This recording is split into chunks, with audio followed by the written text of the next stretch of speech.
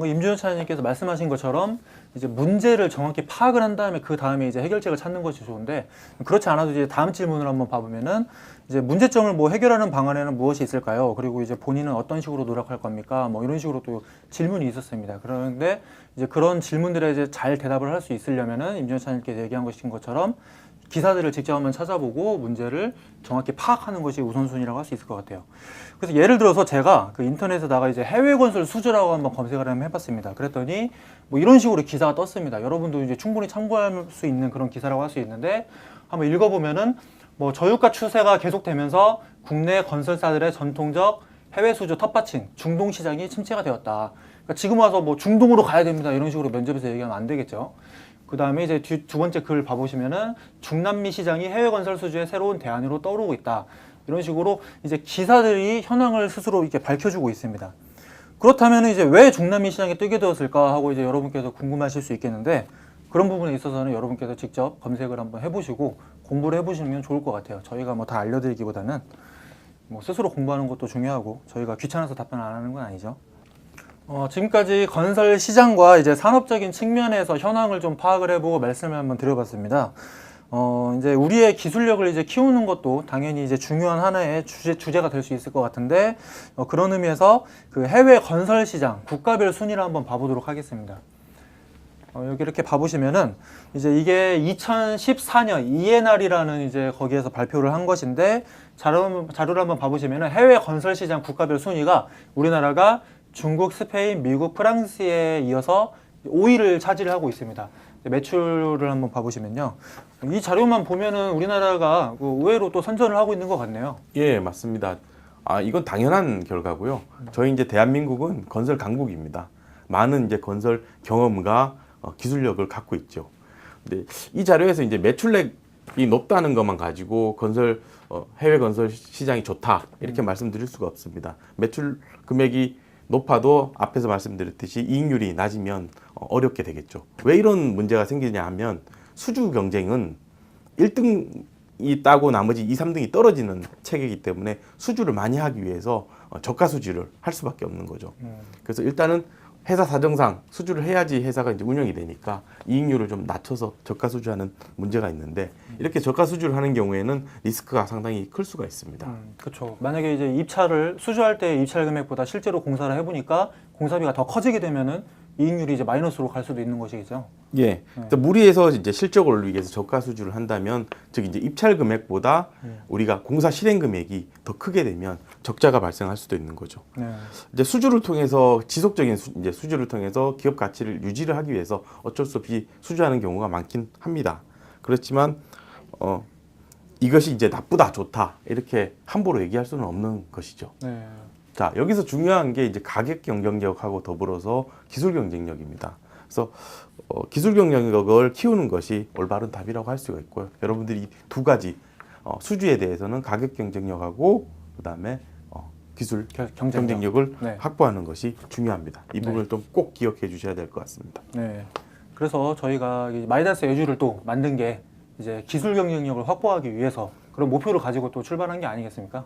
예, 네. 마이다스 예수가 지향하는 바는 이제 건설 기술을 좀 향상을 시켜가지고 여러분들이 준비된 기술자를 배출을 하고 우리 건설 기술의 상향 표준화를 달성하는 게 목표가 되겠죠. 네. 그래서 저희 나라가 이렇게 기술 경쟁력과 더불어 이제 가격 경쟁력도 확보해가지고 수주를 하게 된다면은 이제 무리한 저가 수주를 방지할 수 있고, 이런 식으로 또 발전해 나갈 수 있지 않을까, 뭐 그런 생각이 드네요. 그래서 어차피 이제 그 다음 질문에서 이제 말씀하신 기술 경쟁력과 관련된 질문들을 또 다루고 있습니다. 한번 봐보면은 토목이나 건축이 나아가야 할 구체적인 미래의 기술에는 어떤 것들이 있을까요? 이런 질문이 이렇게 나왔었습니다. 네. 예, 일단 면접장에서 이제 질문을 받게 되면 어떤 것들이 있냐 이러면 그 중에 아이템을 몇 가지 본인이 갖고 있어야 됩니다. 그 중에 이제 대표적인 게 이제 유지보수 기술이 되겠습니다. 근데 신축공사, 저희 나라 같은 경우 건설붐이 한참일 때는 신축공사에 관련된 기술이 많이 발전했습니다. 하지만 유지보수는 아직까지는 이제 시장에서 비중이 한 10%밖에 안 되기 때문에 향후에 이제 떠오르는 시장이라고 할 수가 있습니다. 네. 지금은 지금보다는 낮지만 네, 향후에는 그러면? 이제 발전할 수 있는 그런 네. 분야가 되겠죠. 네. 그렇다면은 그 국내 유지보수 시장이 앞으로 어느 정도까지 확대될 수 있을까요? 지금은 이제 10% 정도라고 하셨는데. 예, 뭐 예를 들어 단순한 계산을 하자면 현재 이제 주택 중에 아파트가 한 50% 정도 되고 있고요. 아파트 같은 경우에 30년 정도 되면 재건축을 해야 됩니다. 즉 이제 저희 나라 아파트가 90년대에서 2010년대 사이에 많이 지어졌습니다. 네. 그렇다면 90년대 지어진 아파트가 30년 연한이 되는 건 2020년이 되겠죠. 얼마 안 남았네요. 예, 2020년이면 뭐 5년 후, 네. 4년 후 이렇게 될 수가 있습니다. 네. 자, 2020년이 4년 뒤면 이것이 전부 다 재건축 대상이 된다는 거죠. 그러면은 그 모든 게 다 이제 유지보수 시장으로 들어올 수 있다. 그렇게 예. 생각할 수 있겠네요. 노후화된 건물을 효과적으로 관리한다든가 리모델링 한다든가 뭐 보강하고 증축하는 것까지도 네. 모두 유지보수 기술에 해당되겠죠.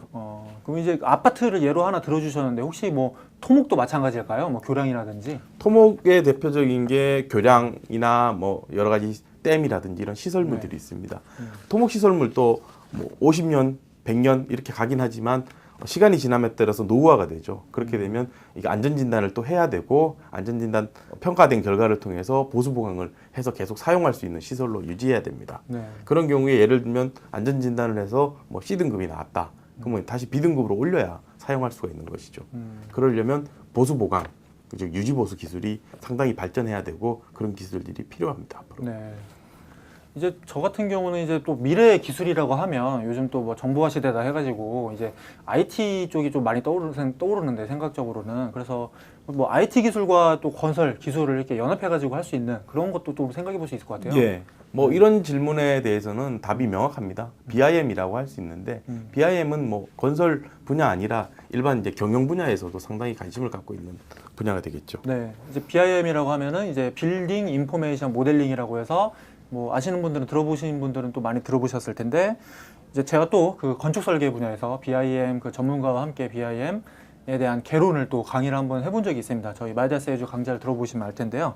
그래서 좀 어느 정도는 또 안다고 할 수 있을 것 같아요. 예, BIM에 대해서는 저희가 뭐 설명하는 것보다는 BIM 강의를 담당하셨던 분이 오셔서 설명하는 게 좋을 것 같네요. 네. 그래서 다음 기회에 또 저희가 그 BIM 전문가를 또 한번 모셔보고 또 이야기를 들어보도록 하겠습니다.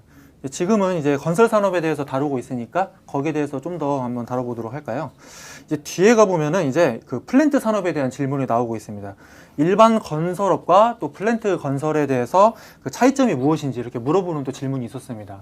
예, 플랜트는 플랜트의 많은 강의는 이제 김동원 대리님께서 해주셨는데 네. 그 분야는 뭐 잘 아실 것 같습니다. 네. 물론 뭐 저는 경력이 그렇게 많지는 않기 때문에 저보다 경력이 풍부하신 차장님께서 더 플랜트 전문가라고 할 수 있겠지만 제가 마이다스 에듀에서 그 플랜트 강의를 한번 맡았었기 때문에 거기에 대해서 약간이나마 한번 거들어 볼 수 있을 것 같습니다.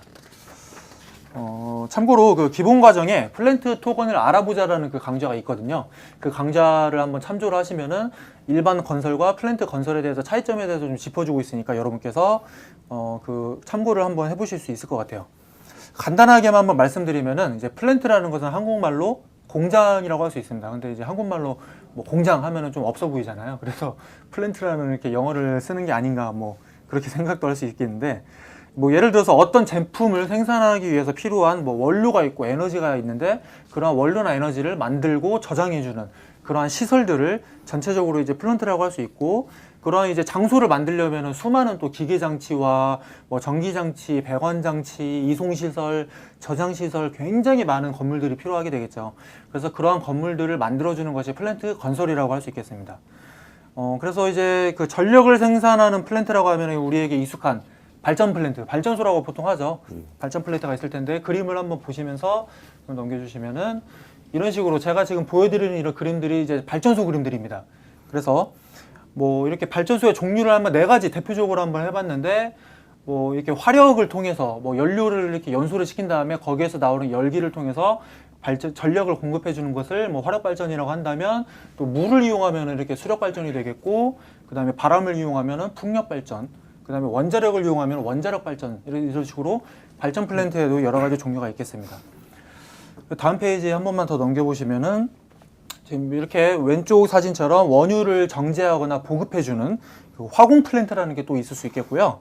그 다음에 또 해양 자원, 이제 바다에서 이렇게 해양 자원을 추출하는 것을 또 해양 플랜트라고도 볼 수 있겠고, 그리고 오염 물질들을 이렇게 정화를 해주고 관리해주는 그러한 환경 플랜트라는 것이 또 있습니다.